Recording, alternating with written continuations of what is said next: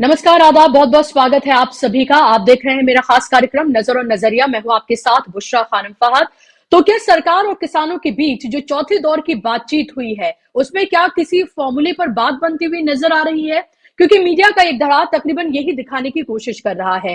13 फरवरी से किसान दिल्ली हरियाणा बॉर्डर पर हैं। आपको पता है लगातार वो अपनी मांगों को लेकर अड़े हुए हैं और लगातार सरकार और किसानों के बीच में बातचीत चल रही है। चौथे दौर की बातचीत हुई है और अगर चारों दौर की बातचीत को अगर मिलाकर तो देखें तो अब तक लगभग 20 घंटे की बातचीत सरकार और किसानों के बीच में हो चुकी है। कल दरअसल सरकार की तरफ से एक फॉर्मूला एमएसपी को लेकर दिया गया है किसानों को।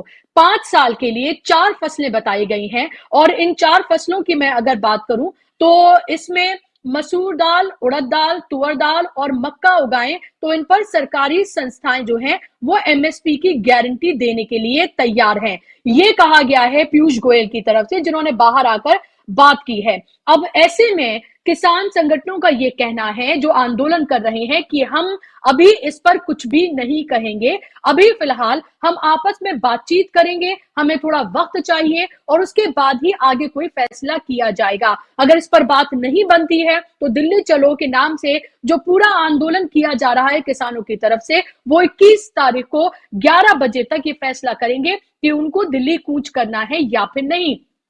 क्या ये फिर से कोई सरकार के जरिए चली गई कोई चाल है?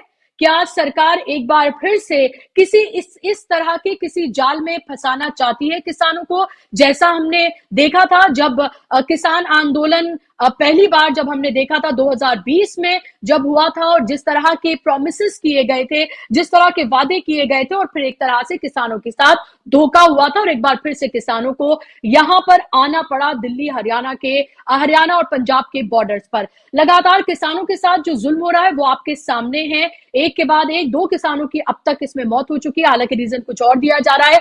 बड़ी तादाद में किसान जो है वो जख्मी है। और उसके अलावा आप ये देखिए कि सोशल मीडिया प्लेटफॉर्म्स के जरिए, वो खासतौर पर सोशल मीडिया प्लेटफॉर्म जो बीजेपी समर्थित माने जाते हैं, बीजेपी आईटी सेल के लोग भी इसमें शामिल हैं, पूरे तरीके से जैसे किसान आंदोलन पहली बार हुआ था तब उनके खिलाफ एक कैंपेन चलाया गया था फेक वीडियोस की तरह के को सामने लाकर, एक बार फिर से वही कैंपेन जो है वो चलाया जा रहा है सोशल मीडिया पर। लगातार किसानों को खालिस्तानी आतंकवादी तो बताया ही जा रहा है, उसके साथ साथ ये बताया जा रहा है कि देखिए किसान आंदोलन की आड़ में ये किसान क्या कुछ कर रहे हैं। अलग अलग तरह की बेहद खराब और घटिया वीडियोस को शेयर करके, फेक वीडियोस को, एक फेक नैरेटिव जो है वो उनके खिलाफ गढ़ा जा रहा है। तो एक तरफ तो ये सब कुछ किया जा रहा है, तमाम जनता को जो परेशानियां हो रही हैं उसके लिए किसानों को जिम्मेदार ठहराया जा रहा है, एक तरह का ये नैरेटिव। और दूसरी तरफ सरकार ये लगातार ये कहने की कोशिश ये कर रही है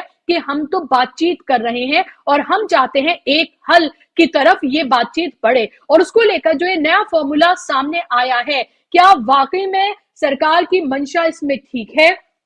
क्या जो सरकार की तरफ से फॉर्मूला दिया गया है, क्या ये एक पॉजिटिव माहौल में क्या बातचीत की गई है, या फिर इसके बीच में भी कोई ना कोई एक ऐसी बात, एक ऐसी चाल या एक ऐसी कोई बात है जिसमें किसानों को एक बार फिर से फंसाने की या फिर बांटने की कोशिश की जा रही है? इसी पर आज हम बात करेंगे, इसी पर आज हम चर्चा करेंगे बड़ी अपडेट के साथ। और इस पर बात करने के लिए मेरे साथ खास मेहमान जुड़ गए हैं जिनका तारुफ मैं आपसे कराना चाहूंगी। फिलहाल 2 मेहमानों को आप देख सकते हैं। अनिल त्यागी जी हैं, आपको पता है जाना माना चेहरा है, सीनियर जर्नलिस्ट है, लगातार वो मेरे साथ जुड़े रहते हैं, एडिटर हैं जी फाइल्स के।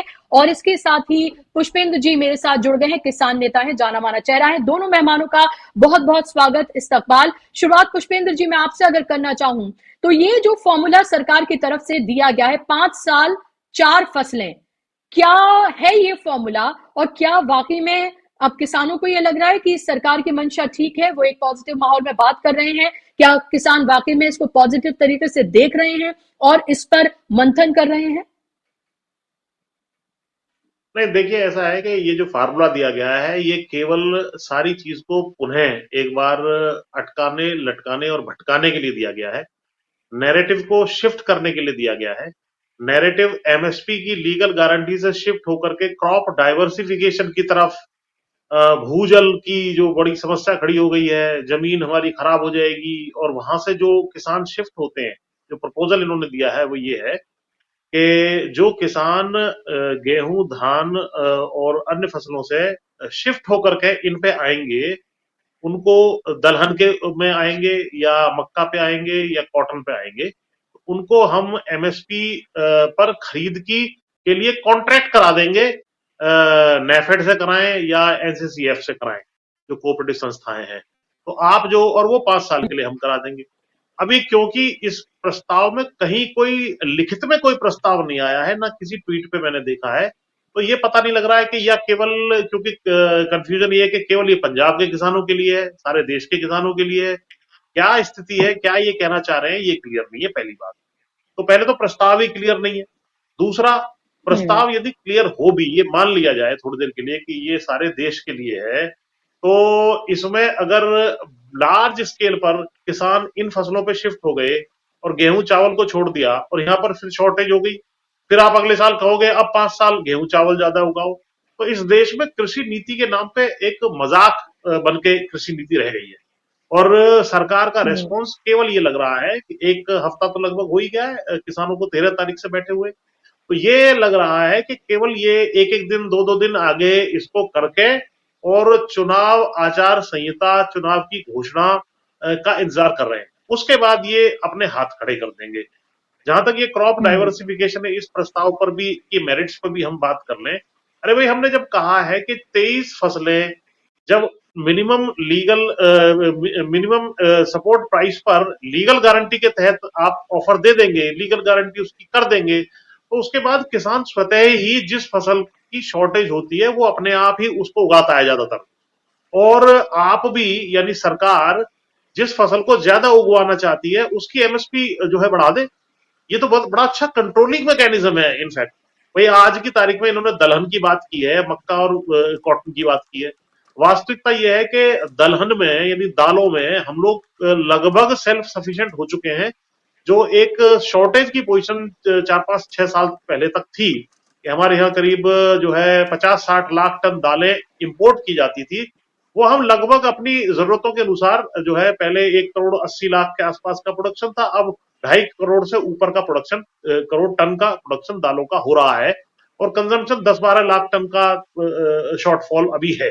तो ये हमने पूरी कर दी है, क्योंकि इन्होंने एमएसपी थोड़ी सी बढ़ाई थी, हालांकि खरीदा नहीं था, उसी से मार्केट पे सिग्नल लेते हुए इसको ले लिया था।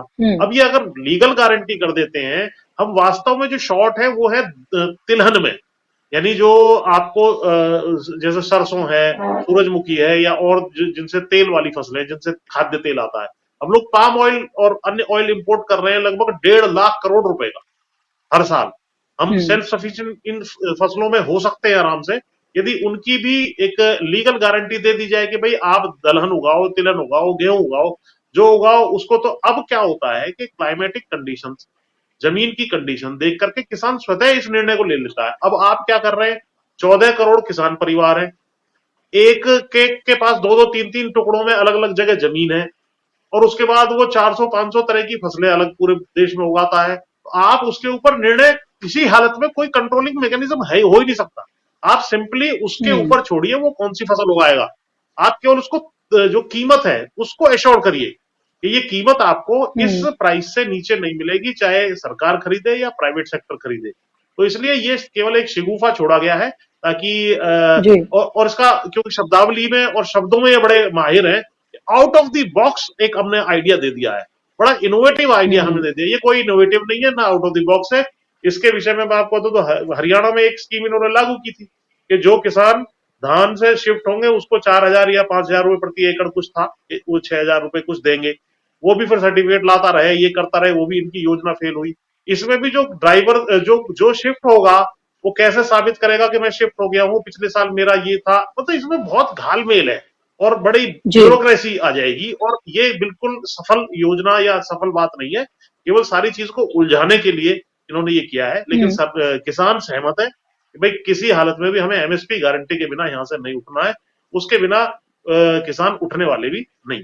जी ओके, अनिल त्यागी जी, क्या आपको भी यही लगता है? क्या आपको लगता है कि सरकार की मंशा कुछ और है, वो इस पूरे आंदोलन को एक तरह से डाइवर्ट करना चाहती है, एक नया नैरेटिव वो गढ़ना चाहती है, और ये बताने की कोशिश है कि देखिए वो कितनी हितैषी है किसानों की, कि उसने आउट ऑफ द बॉक्स सोचा है। और उसके अलावा वो ये भी सोच रही है कि आप अपने आप को डाइवर्सिफाई करें, डाइवर्सिफाई करके आप उस तरह की खेती करें, सिंचाई के पानी को लेकर ये तमाम तरह की बातें जो हैं वो कही कही गई हैं। पीयूष गोयल की लंबी चौड़ी बाइट है जब उन्होंने मीडिया से बात कही है। आप इससे कितना अग्री और डिसअग्री करते हैं? आप इसको पूरे जो खबर है या जो मंशा है सरकार की, उसको कैसे देखते हैं?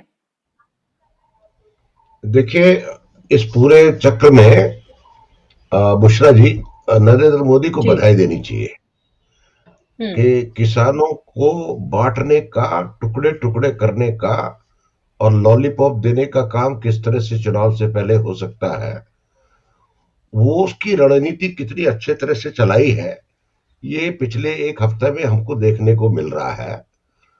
हालांकि ये खबर बाद में आएगी, इस समझौते टूटने के बाद या समझौता होने के बाद, कि इस पूरी रणनीति का गेम प्लान क्या था। अगर आप पंधेर को देखें और दलेवाल को देखें, तो दलेवाल तो बेसिकली भगवंत मान के नजदीक है, और पंधेर जो है वो राकेश टिकैत वाले उसमें है। और दोनों का रीजन अलग है। पंजाब में अगर आप देखें, एक मालवा में है, एक माझा में है, और दोनों का खेल अलग अलग है बिल्कुल। और आप ये देखें, आज अकालियों ने कल जो है भगवंत मान के पोस्टर लगाए पार्लियामेंट में। संजय सिंह और भगवंत मान जो लोकसभा में कह रहे थे किसानों को एमएसपी दो, और अगर हम सत्ता में आए तो हम भी एमएसपी देंगे।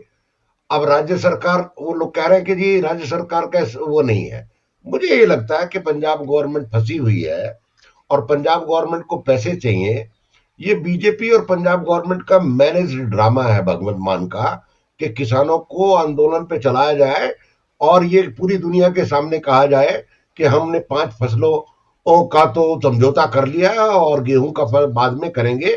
लेकिन जो पुष्पेंद्र जी ने कहा कि 23 जो जिन्सेस हैं, जो फसलों की प्रकार है, अगर उनका फैसला नहीं होगा तो आप ये समझिए चुनावी लॉलीपॉप साबित होगा, और ये किसानों के लिए आत्महत्या करने वाला होगा अगर ये पार्शल एग्रीमेंट भी होगा, क्योंकि फिर पूरा एग्रीमेंट नहीं होगा। आप ये समझिए कभी भी अगर फिर वो कहेंगे 18 में से बांटते हैं। तो अभी क्या है कि इस पूरे चक्र को अगर आप देखें, जिस तरह से आंदोलन चला और जिस तरह से हरियाणा सरकार ने पूरी मुस्तैदी से उस आंदोलन को उग्र बनाने का काम किया। हालांकि आंदोलन उग्र नहीं होता, एक किसान की हत्या नहीं होती, एक किसान को अपना शरीर नहीं त्यागना पड़ता, लेकिन जिस तरह से हरियाणा सरकार की मुस्तैदी दिखाई दी और पंजाब सरकार की हरियाणा ढिलाई दिखाई दी, उससे ये लगता है कि ये नूरा कुश्ती है। और उसमें पूरी तरह से अगर आप देखें, हमारे जो मित्र है राकेश टिकैत जी, उनकी पूरी की पूरी स्टेटमेंट देखिए, भारतीय किसान यूनियन की स्टेटमेंट देखिए, बाकी किसानों का, उनको सबको पता है इंटरनली हो क्या रहा है। जो 20 दलों का भारतीय किसान मोर्चा है, कि ये पांधेर और जो दलेवाल है ये कर क्या रहे हैं, और सरकार के लोग भी क्या कर रहे हैं, सरकार के जो तीनों मंत्री हैं उनके पीछे भी मंशा क्या है। अगर आप देखिए इस पूरे के पूरे खेल में राजनाथ चुप है, नितिन गडकरी चुप है, इन तीनों को भेजा गया है। इवन कल भारतीय जनता पार्टी का 2 दिन का सम्मेलन था, उस पूरे सम्मेलन में कहीं किसान का कोई जिक्र नहीं है। अगर 2 पार्टी किसान चिंतक होती और लोगों के बारे में बात करना चाहती, तो कम से कम एक नेता तो कम से कम 2 दिन में बोलता कि किसानों की समस्या है, हम सुलझाना चाहते हैं, उनकी ये मांग है और भारतीय जनता पार्टी बड़ी शिद्दत से काम करना चाहती है। लेकिन नरेंद्र मोदी जी ने तो सारा मुद्दा ही पलट दिया। उन्होंने कहा अब इस देश में कोई उम्मीदवार नहीं है, सिर्फ कमल का निशान है। आप समझिए, तो पूरी राजनीति को बदलने का जो तरीका है वो किसान यूनियन को मोहरा बना करके किया जा रहा है। और मुझको ये नहीं समझ में आ रहा कि ये दोनों किसान यूनियन जो है, दलेवाल और पंधेर जो है, क्यों इस जाल में है। क्योंकि अगर ये इस जाल में है तो किसान यूनियन का जो आंदोलन है वो कमजोर होगा बुशरा जी, बहुत ज्यादा, और उससे उबर करके रास्ता निकल करके आने में टाइम लगेगा। फिर वो 13 महीने का जो धरना हुआ था वो धूल दूषित हो जाएगा, और 700 किसानों की जो शहादत हुई वो बेकार हो जाएगी। ये बड़ा गंभीर चिंतन का विषय है। अगर किसान, ये दोनों किसान नेता ये समझ रहे हैं कि पूरा कोई देश नहीं देख रहा है, ये गलतफहमी में है। पूरा देश इस आंदोलन को देख रहा है और कोई भी आदमी इस किसानों की मांग के साथ विश्वासघात करेगा तो ये किसानी और खेती का नुकसान नहीं होगा, ये 140 करोड़ लोगों के पेट पर लात मारने का काम होगा, क्योंकि इसके 10 साल में, आने वाले 10 साल में दूरगामी परिणाम होंगे। अगर ये सब समझ रहे हैं किसान नेता कि ये इन 3 मंत्रियों के साथ बैठ करके समझौता हो जाएगा और जो हम तय करना चाहेंगे वो तय कर लेंगे, नहीं, वो ऐसा नहीं होगा, क्योंकि ये किसान नेता भी नहीं समझ रहे। हो सकता है किसी को 10, 20, 50 करोड़ रुपया मिल जाए, इनमें से कुछ को गाड़ियां मिल जाए, कुछ को जमीन मिल जाए, वो तुरंत है। लेकिन अगर ये किसान नेता वास्तव में किसानों का भला चाहते हैं और चाहते हैं कि इस देश के किसान की दशा और दिशा बदले, तो ये समझौता नहीं होना चाहिए। अब जो मुझको लगता है ये समझौता आत्मघाती होगा और किसान विरोधी समझौता होगा। ये समझौता किसी हालत में नहीं होना चाहिए। अगर ये समझौता होगा तो इसका मतलब ये किसान यूनियन भारतीय जनता पार्टी की मदद कर रही है और भारतीय जनता पार्टी को चुनाव जितवाने के लिए ये प्रायोजित आंदोलन साबित होगा। और इसके बहुत दूरगामी परिणाम होंगे बुशरा जी। बहुत ही गंभीर बात आपने कही है और एक तरह का ये आरोप है। और इससे पहले मैं अनिल सिन्हा जी के पास जाऊं। अनिल जी, बहुत स्वागत है आपका। मैं एक बार फिर से पुष्पेंद्र जी के पास जाना चाहूंगी, क्योंकि उनसे मैं इसका रिएक्शन लेना चाहूंगी। क्या पुष्पेंद्र जी, क्या ये पूरा आंदोलन किसी और तरफ जाता हुआ नजर आ रहा है? क्या आपको लग रहा है जो फिलहाल जो दल हैं, किसानों के जो बात कर रहे हैं सरकार से, क्या उनमें भी कोई दो फाड़ है? क्या कोई आपको लगता है सरकार के साथ मिलकर कोई और खेल करने की कोशिश हो रही है? क्या जो कुर्बानियां दी गई, जो पहले किसान आंदोलन में हमने देखी 750 से ज्यादा, अभी भी मैं देख रही थी एक किसान जिनकी हार्ट अटैक से जो मौत हुई, लेकिन वो उसकी बताया गया कि वो क्यों, क्योंकि जो पूरा सर्दी वहां पर थी और जिस तरह से आंसू गैस के गोले जो है दागे गए, दम घुटने से भी कहीं ना कहीं वो उसका रीजन था। एक और मैं अभी देख रही थी कि एक और किसान जो है बुजुर्ग, उनके मरने की भी खबर वहां से आई है। उसका रीजन देखना होगा क्या है। तो क्या ये तमाम कुर्बानियां जो जख्मी हो रहे हैं वो सब जाया चले जाएंगे? क्या फिर से घूमकर सर्कल वहीं पहुंच जाएगा जहां से शुरुआत हुई?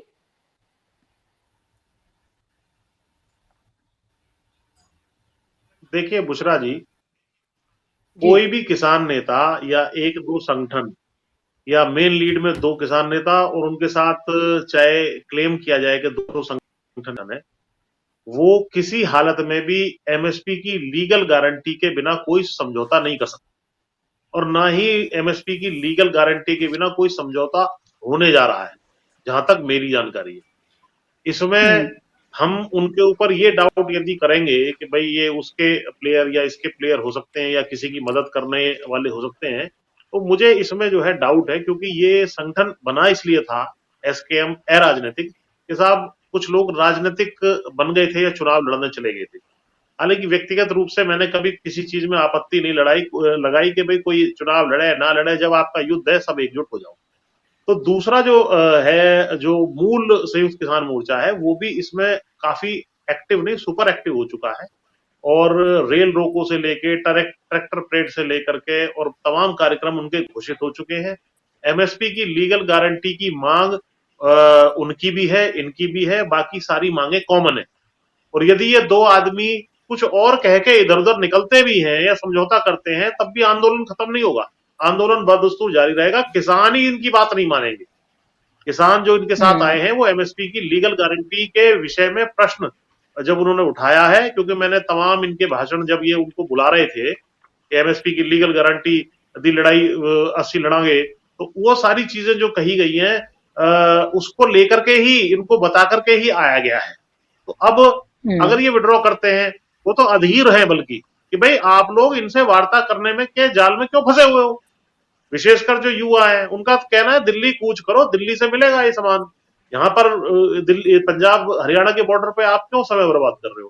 खैर, लेकिन हम देश में ये संदेश भी नहीं देना चाहते कि भाई देखिए जबरदस्ती हम तो वार्ता करने आ गए थे, उसके बाद भी ये तो जबरदस्ती दिल्ली की तरफ आना चाहते हैं। हमें कोई शौक नहीं है दिल्ली आने का। पंजाब में बैठे बैठे ही, और 2 साल पहले जो आंदोलन हुआ था उसके बाद जो कमेटी बनी थी, सरकार की मंशा होती तो उसमें भी बीच में भी नेताओं को बुलाया जा सकता था कि बताइए भाई क्या प्रोग्रेस है, बताइए कौन कौन सी मांगे आपकी पूरी हो गई है नहीं हो गई है। और इसमें मैं एक छोटी सी चीज आपके दर्शकों के लिए बताना जो चाह रहा हूं और पढ़ना भी चाह रहा हूं कि जी ये असल में जो मांग थी, जो चिट्ठी इन्होंने दी थी, ये मांग नहीं है। इसको मांग कहना आपके माध्यम से आपके दर्शकों को बता दूं, हम इसको मांग नहीं कहते हैं, ये सहमतियां हैं। ये सहमति हो गई थी, सहमति होने के बाद इसमें एक्शन होना था केवल। अब ये मैं चिट्ठी जो है, अगर मैं आपके साथी रुद्र जी के मोबाइल पर मैं व्हाट्सएप पर भेज भी देता हूं, ताकि जी आप अगर चाहें तो इसको इस्तेमाल भी कर सकती हैं। और इसको मैं 1 सेकंड में पढ़ के भी बता रहा हूं आपको इसमें क्या लिखा है कि किस तरीके जी से ये चिट्ठी। पहली तो बात ये है कि ये चिट्ठी है जो तत्कालीन कृषि सचिव थे, उन्होंने जब किसान आंदोलन को सहमति बन गई थी, तो 9 दिसंबर की चिट्ठी है, मैंने उनके मोबाइल में भेज दी है, चाहे तो उसका इस्तेमाल आप कर सकते हैं। इसका पहला ही जो वो है वो ये है कि साहब, वर्तमान गतिशील किसान आंदोलन के लंबित विषयों के संबंध में समाधान की दृष्टि से भारत सरकार की ओर से निम्नानुसार प्रस्ताव प्रेषित है। ये प्रस्ताव उन्होंने दिया है सरकार ने। एमएसपी पर पहला बिंदु ही पढ़ूंगा केवल। एमएसपी पर माननीय प्रधानमंत्री जी ने स्वयं और बाद में माननीय कृषि मंत्री जी ने एक कमेटी बनाने की घोषणा की है, जिस कमेटी में केंद्र सरकार, राज्य सरकार और किसान संगठनों के प्रतिनिधि और कृषि वैज्ञानिक सम्मिलित होंगे। यह स्पष्ट किया जाता है कि किसान प्रतिनिधि में एसकेएम के प्रतिनिधि भी शामिल होंगे। कमेटी का एक मैंडेट यह होगा कि देश के किसानों को एमएसपी मिलना किस तरह सुनिश्चित किया जाए। ये चिट्ठी आपके स्क्रीन पे आ चुकी है और एक पहला पैराग्राफ इसका यही है। तो जब इसमें क्लियर लिखा है कि भाई सुनिश्चित करने का मतलब क्या है, कानूनी गारंटी देंगे तभी तो। अभी तक तो घोषणा करी थी तो सुनिश्चित नहीं हो पा रहा था। तो ये चिट्ठी है, ये सबूत है इस बात का कि ये मांगे नहीं है और नई मांगे ये बिल्कुल नहीं है। ये वो है जो सहमतियां बन गई थी, जो ब्लैक एंड व्हाइट में आ गई थी कृषि सचिव के लेटर हेड पर। और इसी का भरोसा करके संजय अग्रवाल जी हैं जो कृषि सचिव है, उनके साइन है नीचे, इसी का भरोसा करके किसान वहां से उठे। तो अब नई बात तो कुछ है ही नहीं। अब तो बात यह है कि अच्छा इसमें मुकदमे वापसी का तत्काल एक्शन लेंगे, आज तक वापस नहीं लिया। तो ये तो अब क्रेडिबिलिटी सरकार की खुद की यहाँ पे कॉम्प्रोमाइज हो रही है, या प्रधानमंत्री जी की, कि बार बार चुनाव की घोषणाओं में कहना, चुनावी भाषणों में कहना, जो लिखित में करार हुआ है उसके माध्यम से कहना, उसके बाद भी आप इसको मानने को तैयार नहीं है। तो हम नई बात के बाद आप आपका कॉन्ट्रैक्ट एनसी ये नेफेड से करा देंगे, एनसीसीएफ से करा देंगे, इस चीज का कोई मतलब नहीं है। एमएसपी की लीगल गारंटी आप तत्काल घोषित करें, इसके अलावा कोई समझौता आपसे नहीं होगा। जी जी बिल्कुल, जाहिर सी बात है। और अनिल जी के पास मैं जानना चाहूंगी, अनिल सिन्हा जी के पास। अनिल सिन्हा जी, क्या आपको लग रहा है सरकार, ये जो बातचीत हो रही है और इस बातचीत के बाद खासतौर पर कल की बातचीत की बात करूंगी जो काफी देर तक चली और देर रात को ये पता चला कि सरकार ने एक फॉर्मूला दिया है, क्या आपको लग रहा है कि सरकार इस फॉर्मूले के जरिए, जिस तरह से अनिल त्यागी जी ने भी कहा और पुष्पेंद्र जी ने भी कहा, कि दरअसल लटकाने और भटकाने की कोशिश है और एक तरह से एक नए जाल में फंसाने की कोशिश है? क्योंकि किसान तो सीधे तौर पर आपसे सीधी सीधी बात ही कर रहे हैं। उनकी जो एक तो 10 सूत्रीय जो मांग है वो तो है ही उनकी, जिसको पुष्पेंद्र जी कह रहे हैं मांग नहीं बल्कि ये वो है जिस पर सहमति बन चुकी थी और अब इसको मांग की तरह से पेश किया जा रहा है। और उसमें सबसे महत्वपूर्ण जो है वो है एमएसपी को कानूनी गारंटी, कानूनी दर्जा देना, ये गारंटी की वो मांग कर रहे हैं। हम पहले ही देख रहे थे कि प्रधानमंत्री ने ये कहा था तपस्या में कोई कमी रह गई और 3 कानून वापस लिए। उसी वक्त वो ये भी कहते थे कि मैं सिर्फ एक कॉल अवे हूं, मतलब सिर्फ एक कॉल की दूरी है किसानों के और मेरे बीच में। और अब तो वो इस तरह की कोई भी बात करते हुए वो नजर नहीं आ रहे हैं। सिर्फ एक ही बात वो करते हुए नजर आ रहे हैं, 400 पार 370, इसी की बात वो करते हुए नजर आ रहे हैं। किसान यहीं पर हैं, कुछ ही किलोमीटर की, 200 किलोमीटर की दूरी पर ही उनको बिठाकर रोका हुआ है। लेकिन प्रधानमंत्री के पास वक्त नहीं है, लेकिन उनके जो मंत्री हैं वो लगातार बातचीत जो है वो कर रहे हैं। आप बताइए मुझे, आप इसको कैसे देख रहे हैं फिलहाल? क्या आपको भी लगता है सरकार की मंशा कुछ और है और फिलहाल सिर्फ ब्राउनी पॉइंट्स हासिल करने के लिए सब कुछ किया जा रहा है? मैं त्यागी जी से पूरी तरह सहमति रहा हूं और उन्होंने ढंग से कहा, सरकार साथी उसके बारे में कोई अस्पष्टता होने का सवाल ही नहीं है कि क्या उनकी मंशा है। लेकिन इनकी मंशा के बारे में थोड़ा उन्होंने बताया अनिल त्यागी जी, वो इम्पोर्टेंट है। इन्होंने, तो मेरे दिमाग में शुरू से ये था कि ये टाइमिंग कौन सी है, इसका सत्र खत्म हो गया, उसके बाद आप लीगल गारंटी की बात, कौन गारंटी अभी मिल सकती है? वचन संकल्प क्या, मतलब जो वचन पत्र है उसमें डालने के अलावा और कौन सी मिल सकती है? अभी न संसद का कोई सत्र वाला है, तो ये बजट सत्र होने, तो एमएसपी कहाँ से मिल जाएगी? तो ये जो है टाइमिंग के बारे में मुझको शुरू से संदेह, टाइमिंग क्यों उन्होंने चुना, और उसके बारे में त्यागी जी ने बताया, मैं उसको दोहराऊंगा नहीं। और दूसरी बात ये है कि जो सही कि जो आंदोलन इतनी शहादत और इतनी ताकतवर आंदोलन, इतना बड़ा ताकतवर आंदोलन किसानों ने, देश के आजाद भारत के इतिहास में इसको याद रखा जाएगा। और ऐसे समय में किया जबकि लोकतंत्र का पीछे चल रहा था, उन्होंने अभिव्यक्ति की स्वतंत्रता पर लगाया हुआ था, लोना बंद कर चुके थे 2019 के बाद, स्थिति बहुत खराब थी। ऐसे स्थिति किसानों ने लोकतंत्र का दरवाजा खोला, उसकी खिड़कियां खोल दी, आवाज को लगने लगा कि इस सरकार को झुकाया जा सकता है। और इसके लिए कितनी मतलब बड़ा संघर्ष किया उन्होंने, कितना वो भी आप जानती हैं। लेकिन मुझको भी कि आंदोलन को जो एक वैचारिक स्पष्टता इस सरकार के बारे में होनी चाहिए, वो नहीं है पहले और इस है। अनिल जी, आपको मैं रोक रही हूँ, माफ कीजिएगा, आपको मैं रोक रही हूँ, आप रिकनेक्ट कर लें, आपकी आवाज पूरी तरीके से ब्रेक हो रही है, तो आप एक बार रिजॉइन कर लें और फिर मैं आपके पास आती हूँ इस सवाल के साथ, क्योंकि आपकी आवाज बीच में ब्रेक हो रही है। और इस बीच में अनिल त्यागी जी के पास जाना चाहूंगी। अनिल त्यागी जी, फिर इस आंदोलन को आप कहाँ जाता हुआ देख रहे हैं? क्या आपको लगता है 19-20 की जो वार्ता वो करने जा रहे हैं, 19-20 फरवरी को और 21 को जो बड़ा फैसला किसान लेने के लिए जा रहे हैं, कि आखिर उन्हें क्या करना है? क्या वो फिर दिल्ली कूची करेंगे या फिर एक और बार वार्ता होगी? आखिर कब तक ये मीटिंग्स का दौर चलता रहेगा और कब तक ये किसान इसी तरीके से बॉर्डर्स पर बैठे रहेंगे, अपने घर बार खेती सबको छोड़कर? क्योंकि पिछली बार भी किसान सिर्फ 2 दिन के लिए आए थे, 13 महीने रुके थे। तो जाहिर सी बात है, किसानों को पता है, उन्होंने सरकार को देखा परखा है कि उन्हें आगे वो क्या क्या कर सकती है और उनको कितना लंबा रुक सकता है। तो मुझे लगता है किसान तो तैयार होंगे, लेकिन आगे इस आंदोलन को फिर आप कहां जाता देख रहे हैं? देखिए क्या होता है बुशरा जी, पर्दे के पीछे की जो राजनीति होती है उसको जो आम साधारण और सिंपल जो किसान होता है उसको समझना बड़ा मुश्किल होता है। और आंदोलन के लिए जिस तरह से पिछले महीने से ये गांव-गांव पंजाब में घूम करके लोगों को बता रहे थे और इकट्ठा होने के लिए कह रहे थे, तो उसमें तो पंजाब के किसान को ये नहीं मालूम है कि इन पर्दे के पीछे राजनीति क्या हो रही है।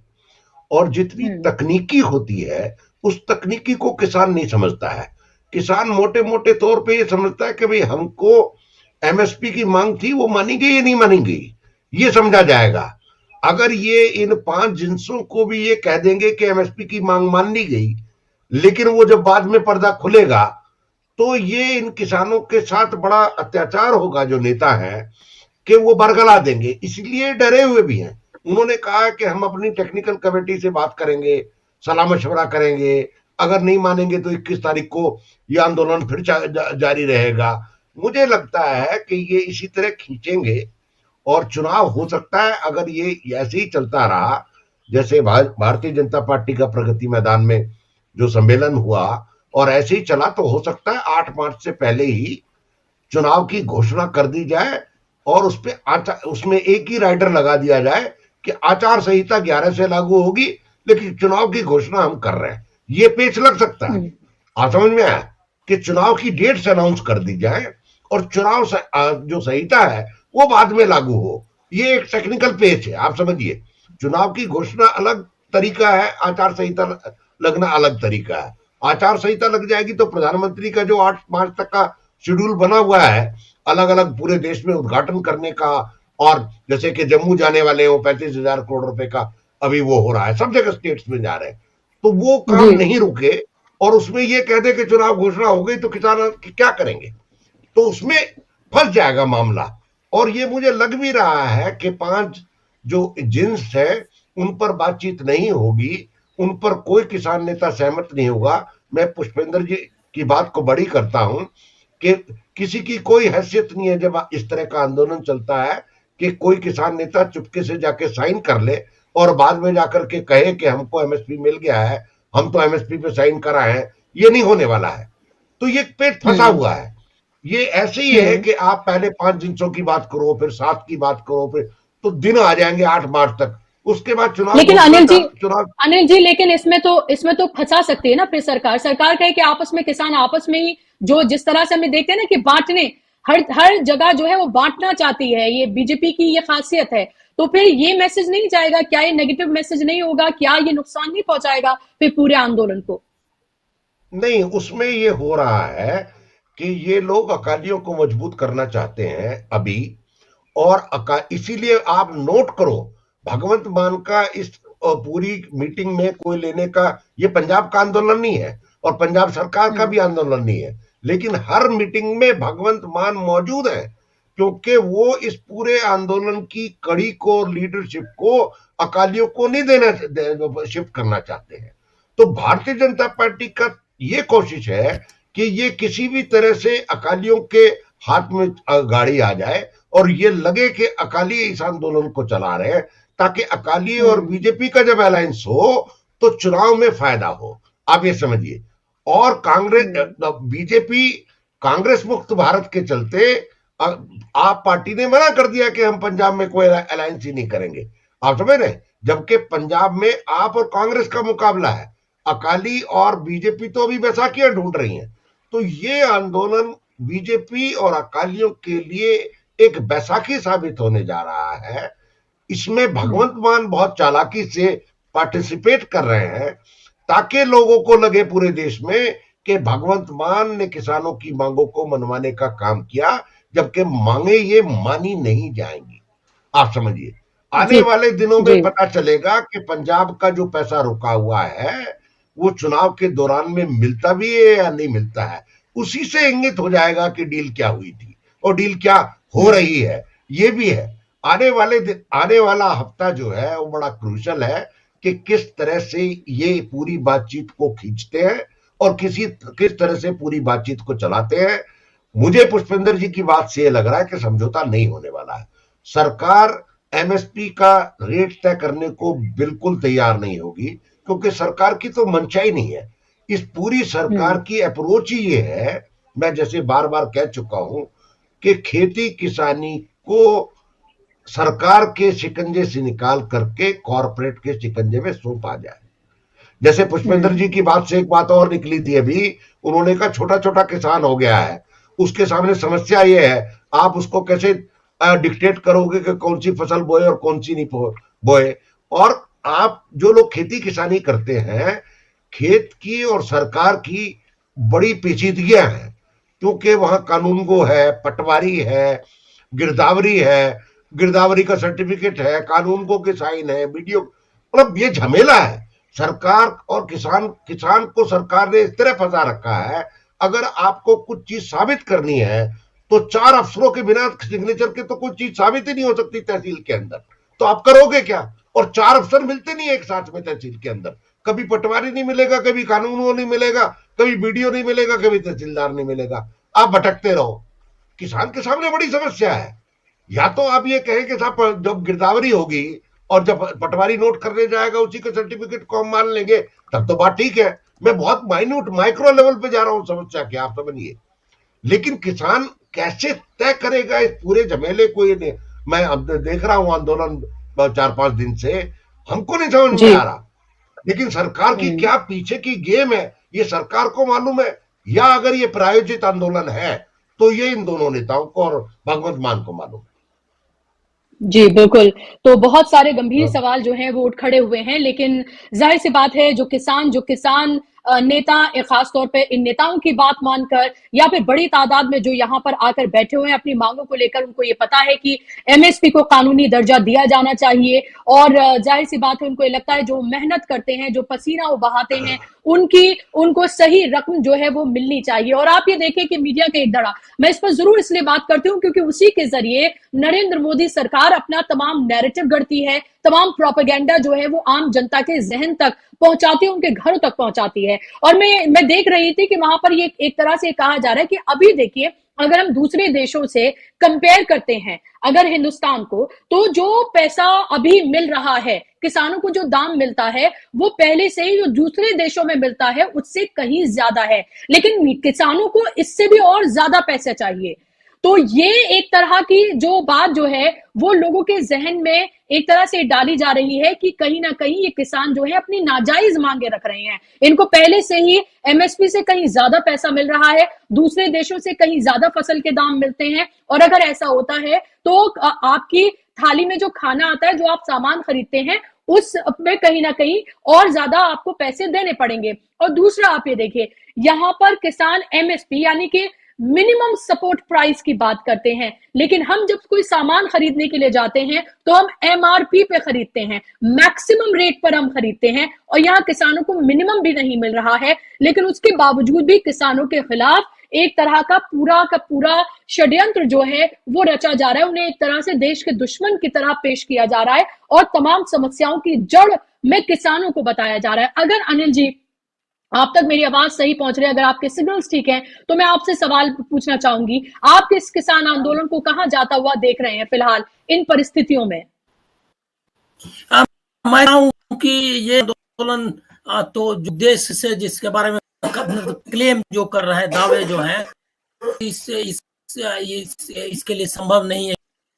मतलब एमएसपी के बारे में जो जिस तरह के प्रस्ताव आए, आश्चर्य है कि इस किसान मतलब नेताओं ने उस ऑफर को बातचीत के लिए स्वीकार कैसे कर लिया, क्योंकि सीधे सीधे है कि एमएसपी सरकार नहीं और वो कंपनियों से जो है समझौता कराएगी। ये कौन सा मतलब ये ऑफर जो है, जो आउट ऑफ बॉक्स ऑफर जिसको सरकार बताई है, उसके बारे में बातचीत करने के लिए तैयार कैसे हो गए भाई? मतलब इतने सालों का जो इनका संघर्ष था, उस संघर्ष के साथ ये तो हमको लग रहा है कि एक तरह की दगा है। मैं कोई किसान नेता नहीं हूं और किसान के तरफ से नहीं कुछ बोल सकता, किसानों के संगठन की तरफ से, लेकिन मेरी तो समझ में नहीं आ रहा है कि आप ये बातचीत के लिए आप तैयार हो गए। दूसरी बात में एक चीज और मेरे दिमाग में मतलब सामान्य नागरिक के तौर पर या सहानुभूति रखने वाले जो मतलब लोकतंत्र और किसान आंदोलन, जो भी आंदोलन के सहानुभूति रखने वाले व्यक्ति, मैं पूछना चाहता हूं कि जो ड्रोन से दुश्मनों की तरह आक्रमण कर रही है सरकार, उसके बाद उसने कांटे बिछाए, उसने इम्प्लीमेंटेड ये करना, उससे आप पहले दिन से समझौते पर के टेबल पर बैठे हुए हैं। ये कौन सा आंदोलन है भाई? पहला देखा हूं कि इस तरह का आंदोलन हो रहा है कि आप दिल्ली आपको आने नहीं दिया गया, आप पर ड्रोन से हमले किए जा रहे हैं, आंसू गैस के गोलों के जो चित्र आए हैं सामने, वो आप देख लीजिए। किसी भी मुल्क में, पूरी दुनिया में किसानों का आंदोलन होता है, लेकिन कहीं भी इस तरह की आपने देखा है इस तरह का चित्र? और उसके बाद पहले दिन से ये उनसे बातचीत पर टेबल पर बैठ, तो इससे समय है टाइम के बारे में मैंने कहा ही कि ये टाइम संसद सत्र खत्म हो गया, बजट खत्म हो गया है, पार्टियां जा रही हैं, सरकार आ रही है, और उस समय बातचीत कर रहे हैं। क्या बातचीत कर रहे हैं? माफ कीजिएगा अनिल जी, आपको मुझे फिर से रोकना पड़ रहा है। मैं बहुत कोशिश की कि शायद आपके सिग्नल जो है वो थोड़े से ठीक हो जाएं, लेकिन बात जो है आपकी मुझ तक बहुत टूट कर आ रही है और शायद दर्शकों की समझ में आपकी बातचीत ना आए। कुछ जो आपने सवाल जरूर उठाए हैं, वो उन सवालों को मैं यहाँ पर एक बार पुष्पेंद्र जी के सामने मैं जरूर रखूंगी। पुष्पेंद्र जी, अनिल जी को अगर आप सुन पाए तो उनका सीधे तौर पर ये कहना है कि एक तरफ सरकार का ये रवैया, जिस तरह से बॉर्डर्स पर जो कुछ किसानों के साथ हुआ, और दूसरी तरफ बातचीत की मेज पर बैठकर एक तरह का समाधान निकालने का जो पूरा एक दिखावा करने की जो कोशिश है, क्या वाकई में इस तरह के माहौल में, इस तरह की परिस्थितियों में किसानों को सरकार के साथ ये बात ऐसे करनी चाहिए? क्या यहीं पर ही मंशा पे सवाल नहीं उठते हैं कि पहले ये कहा जाए कि ये जो कुछ बॉर्डर्स पर हो रहा है, पहले आप उसको पूरी तरीके से इस पर रोक लगाइए, पहले किसानों के साथ एक तरह की ये आप सहमति बनाएं कि वहां पूरी तरीके से शांति होगी, उसके बाद बातचीत होगी, और फिर आगे किसी भी चीज पर बातचीत क्या सहमति बनती है न या नहीं बनती है, फिर उसको आगे देखा जाएगा। तो इस सबको आप कैसे देख रहे हैं, और आप भी इस आंदोलन को फिर कहां जाता देख रहे हैं? क्या आपको लगता है इस पर अगर सहमति नहीं बनती है तो 21 तारीख को कूच करेंगे फिर किसान जो दिल्ली पर बैठे हुए हैं बहुत सब्र के साथ, जो हरियाणा और पंजाब बॉर्डर पर बैठे हुए हैं?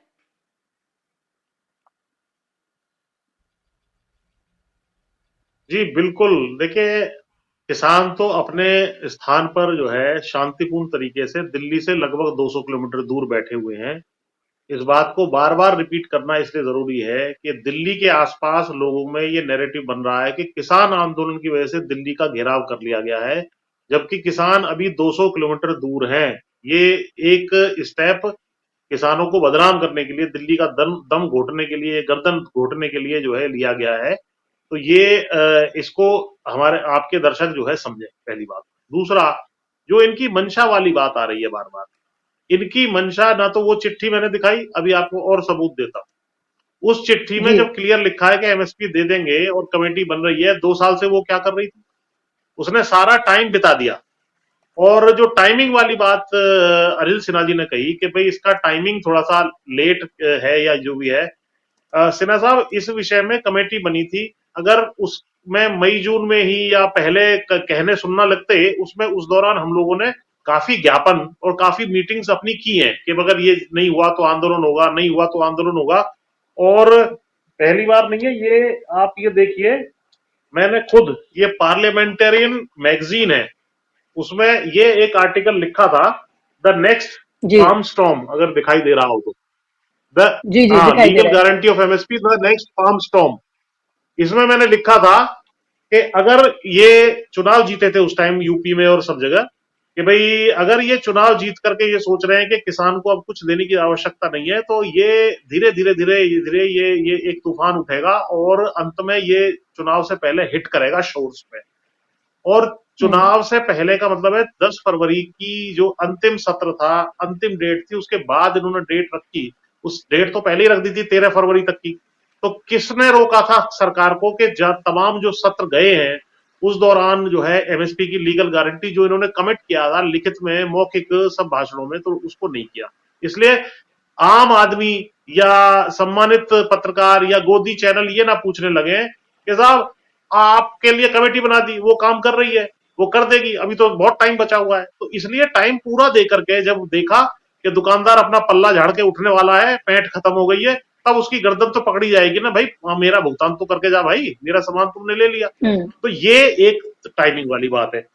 तीसरी बात, एक जो नैरेटिव बनाया जा रहा है कि भाई किसानों को बहुत कुछ मिल रहा है और किसान लूट खसोट मचाए हुए हैं, इसके लिए एक आर्टिकल इंडियन एक्सप्रेस में 21 जनवरी 2019 का है तो ये अशोक गुलाटी जी का, वो कभी कभी ठीक भी लिख देते हैं पर जनरली वैसा लिखते हैं, what the farmer is owed. ये इसको जो है आपके दर्शक अपने नेट पर देख सकते हैं, what the farmer is owed, ये टाइप करेंगे तो आ जाएगा, आप भी इस पे रिसर्च कर सकती हैं। इसमें बहुत साफ तरीके से लिखा है, ये ICR, IER और OECD जो organisation for economic cooperation and development 36 विकसित देशों की एक संस्था है, उन्होंने जॉइंटली एक स्टडी की थी कि यहाँ की एग्रीकल्चर पॉलिसीज का परिणाम क्या है। तो इन्होंने एक फाइंडिंग बताई थी कि यहाँ पर हम -14% सपोर्ट अपने किसान को देते हैं। यानी अगर किसान को ये पॉलिसी ना ला दें तो 100 रुपए मिलेंगे, ये वैसी पॉलिसी बनाते हैं कि किसान को 84 रुपए मिले।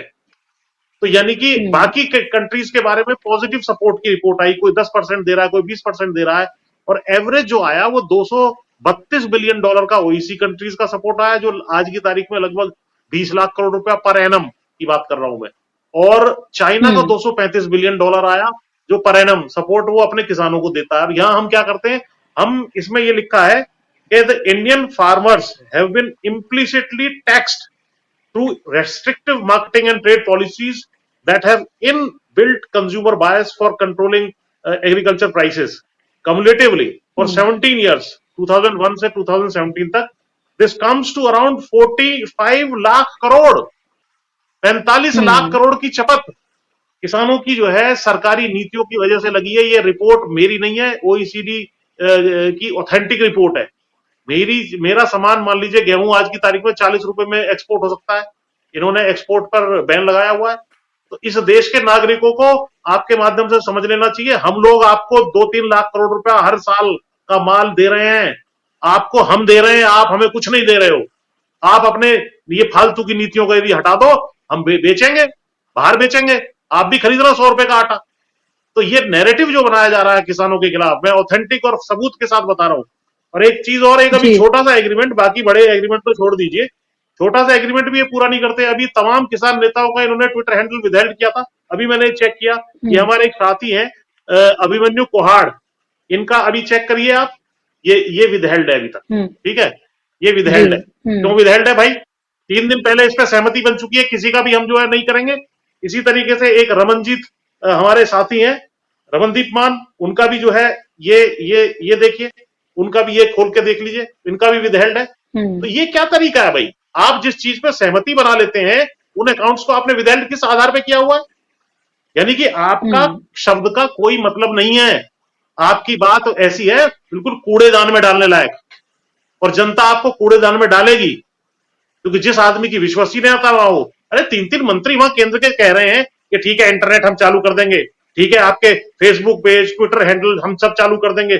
अभी मैंने चेक किया, तुरंत आपको दिखाया, आप लोग भी अपने यहाँ पे चेक कर सकते हैं। तो इनकी बात का कोई भरोसा नहीं है। ये इनके नए पुराने सब प्रपोजल ढकोसले हैं, केवल डिले इन टैक्टिक है। धीरे धीरे जो है इसका कहीं ना कहीं परिणाम इनको झेलना पड़ेगा, ऐसी मुझे आशा है जी। बिल्कुल।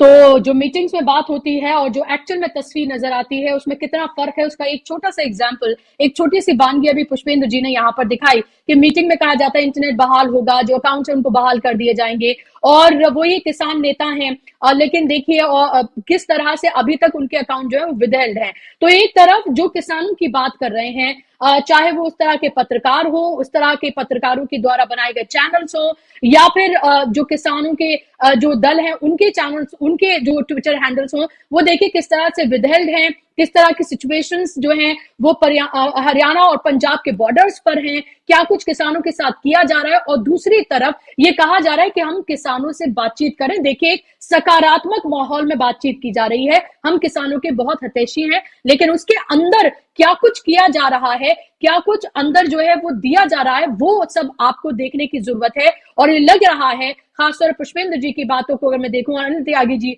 जिस तरफ इशारा करें, कि लग नहीं रहा है कि किसान किसी भी तरीके से जो अभी उनको प्रपोजल दिया गया है उनको मानेंगे। अगर कुछ दल या कुछ नेता अगर कुछ पॉजिटिव तस्वीर दिखाने की कोशिश करते हैं तो इससे आंदोलन कमजोर नहीं होगा। तो पॉजिटिव का मतलब सरकार की तरफ जाते हुए अगर नजर आते हैं तो इससे आंदोलन कमजोर नहीं होगा। राकेश टिकैत को भी हमने सुना था, अभी देखना होगा, ये 2 दिन बेहद महत्वपूर्ण है कि उसके बाद किसान क्या कुछ आगे फैसला करते हैं और क्या जो सरकार की तरफ से ऑफर दिया गया है उसको लेकर क्या वो तय करते हैं, देखना अभी बेहद महत्वपूर्ण होगा। तो आप भी इस पर नजर बनाए रखिए। बहुत शुक्रिया तीनों मेहमानों का कार्यक्रम का हिस्सा बनने के लिए।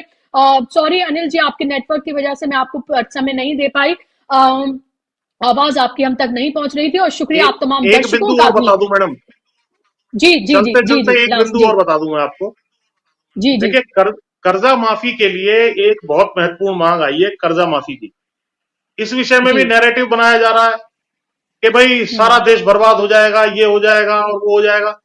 ये 24 जुलाई 2023 को इंडियन एक्सप्रेस में इकोनॉमी के पेज पर छपी हुई रिपोर्ट है, अगर आपके दर्शक इसको देख पाए। ठीक, इसकी जो हेडलाइन है वो ये है, बैंक्स ने जो राइट ऑफ किया है लोन वो 2012-13 के बाद से है 15.31 लाख करोड़, 15.5 लाख करोड़।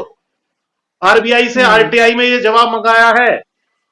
ये 15.5 लाख करोड़ रुपए के लिए माफी के लिए कौन से इंडस्ट्रियलिस्ट ने यहां पर जो है धरना दिया, कौन से इंडस्ट्रियलिस्ट ने आंदोलन किया, कौन से इंडस्ट्रियलिस्ट ने लाठी खाई, गोली खाई, पैलेट गन झेली, आंसू गैस झेले, सड़कों पे पड़ा रहा। कितने टाटा, बिरला, अंबानी, अदानी के बच्चे यहां पर सड़क पे पड़े पड़े मर गए। ये क्या हो रहा है इस देश के अंदर? हमारी लूट हुई 45 लाख करोड़ की 17 साल 18 साल के अंदर, और अभी तक अगर उसको जोड़ दूंगा तो वो कम से कम 60-70 लाख करोड़ की बनेगी आपकी नीतियों की वजह से। साबित है, ये फैक्ट्स है। और आप जो है 15-16 लाख करोड़ रुपए चुपचाप बैठते हैं, उनको बुलाते हैं, कलम से माफ कर देते हैं। और हम लोग आपकी नीतियों की वजह से जो है कम रेट मिलने की वजह से कर्जे में डूबे हैं, और आप कह रहे हैं कि हमारा कर्जा माफ नहीं किया जाएगा। इस देश में क्रांति होगी, अब क्रांति का समय आता जा रहा है इस देश के अंदर। सारा पैसा पूरे धन्ना सेठ लूट करके भाग गए, उनको आप पकड़ नहीं पा रहे हैं। किसानों से आप वायदा करते हैं कि हम शांतिपूर्ण रहेंगे, रात को इनके जो कैंप है उसके ऊपर रात को भी इन्होंने अटैक किए हैं। दिन में तो हम लोग उसको बुझा देते हैं किसी तरीके से, जो आंसू गैस का गोला रात को फेंका जाता है। ऐसी ऐसे रिपोर्ट आ रही है। कैसे हालात आपने पूरे एक पूरे सेंसिटिव प्रदेश को काट के फेंक दिया आपने एक तरफ। जो बॉर्डर स्टेट है। कोई घटना हो जाए, जी। पाकिस्तान चाइना कहीं से अटैक कर दे ऐसे टाइम पे, क्या करेंगे आप? तो हमें सोचना चाहिए, इन बातों को तुरंत मान लेना चाहिए। जी जी, बिल्कुल। ज़ाहिर सी बात है, तो एक तरफ आप ये देखिए कॉर्पोरेट्स का इतना बड़ा कर्जा जो है वो माफ कर दिया जाता है कॉर्पोरेट्स का, और जो हमारे अन्नदाता हैं, जो गरीब किसान हैं, जो मेहनत मजदूरी एक तरह से करता है, जो खून पसीना बहाता है, हमारी प्लेट तक खाना लेकर आता है, उसका कर्जा माफ नहीं होता है और वो कर्ज में दबकर आपको पता है किस तरह से आत्महत्या तक करने के लिए मजबूर हो जाते हैं। और एक तरफ ये तस्वीर है और दूसरी तरफ आप ये देखिए जिस तरह की बात, मैं यहाँ पर राहुल गांधी का जिक्र इसलिए कर रही हूँ क्योंकि वो ये बात करते हैं, क्रूनी कैपिटलिज्म की और कॉर्पोरेट्स की वो बात लगातार उठाते रहते हैं, और उसकी किस तरह से सरकार उनके साथ खड़ी है उसकी बात भी वो करते रहते हैं। दूसरी तरफ वो है, तो ये आईना दिखाना भी सरकार को बेहद जरूरी है, जो पुष्पेंद्र जी ने अभी बहुत अच्छे से दिखाया है। वक्त की कमी है, इसलिए शो को मैं यहाँ पर वाइंड अप करूंगी। बहुत शुक्रिया आप तीनों मेहमानों का कार्यक्रम का हिस्सा बनने के लिए, अपना कीमती वक्त देने के लिए, और शुक्रिया आप तमाम दर्शकों का भी इस कार्यक्रम का हिस्सा बनने के लिए। लगातार आप हमारे कार्यक्रम को देखते रहिए, लोगों तक पहुंचाते रहिए, उसको चलाते रहिए। आपके सपोर्ट की, आपके साथ की हमें जरूरत है, और इन विचारों को, इन तमाम चीजों को लोगों के बीच पहुंचने की भी जरूरत है, ताकि सही और तथ्यात्मक चीजें उन तक पहुंचे। ये आपका सपोर्ट है हमारे लिए और उनके लिए भी। तो आज के कार्यक्रम में बस इतना ही। नमस्कार।